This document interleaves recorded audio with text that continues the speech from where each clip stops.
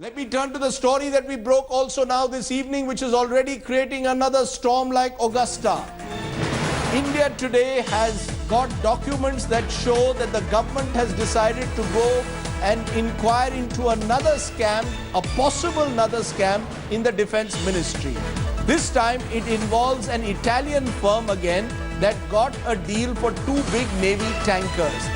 Both the BJP and defense veterans are now calling for an inquiry. The BJP claiming it's a conspiracy. The Congress saying these are selective leaks and that the UPA is trying to malign the Congress government. Let's tell you what this UPA Warship Scam is all about.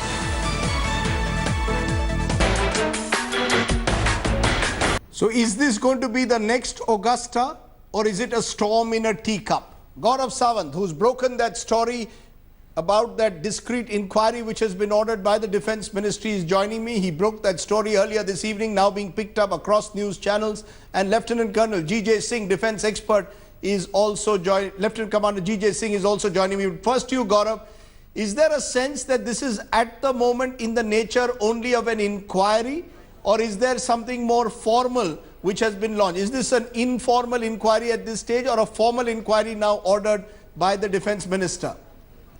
Very informal, very discreet, a fact-finding situation, because there is already a CAG report, and that CAG report, Rajdeep, did point to some lapses that were there in the procurement of the two Indian Navy tankers from Fincantieri in Italy, and those were glaring. But from what my sources are telling me, the whistleblowers in this case is now saying, why was there not a CBI inquiry into this matter? Because the allegation is inferior grade steel was used in the manufacture of the steel tankers by Fincantieri. The allegation also is that the Ministry of Defence showed undue favours to a foreign vendor in the procurement of the fleet tanker. The fact that DH36 grade steel was used and not AMR 249, which is meant to be the military grade steel, that is a big question that the Navy and the leadership at that point of time need to answer. Why did the original request for proposal, RFP, say only military grade steel should be used, but ultimately a ship was purchased using commercial grade steel? There were 4-inch cracks on either side of the hull when the ship was coming, escorting INS Vikramaditya from Russia to India. The original equipment manufacturer repaired it. Now the ships are sailing fine. They're currently in an exercise, one in the Persian Gulf, the other would be on its way for Malabar series of exercises. So the ships are working fine. But was poor quality steel used is the big question, and if so, why? And of course, there is again the question that this is procured from an Italian company. The Navy, of course, has come out now with an official reaction denying it all. But Lieutenant Commander G.J. Singh, do you get a sense that this too needs to be again investigated? And does this again raise serious questions over the manner in which defense procurement was being made when the UPA was in power? Yes, absolutely. First of all, I would like to say that the warships, the battleships, do not cracks, they do not buckle and break under bad weather conditions, as it has happened in this particular case.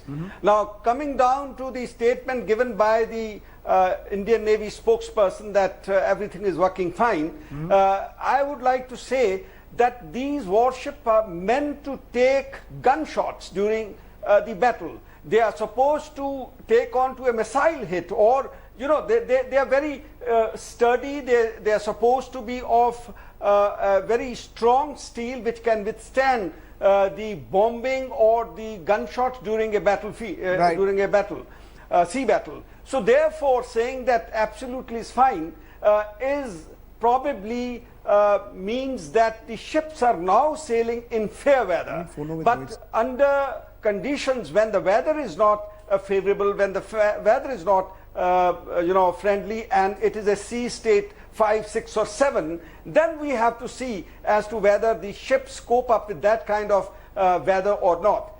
My second point is that we do need here a thorough investigation, because this is a matter of defense. We cannot compromise the safety and the lives of the officers and the sailors which serve on board these ships.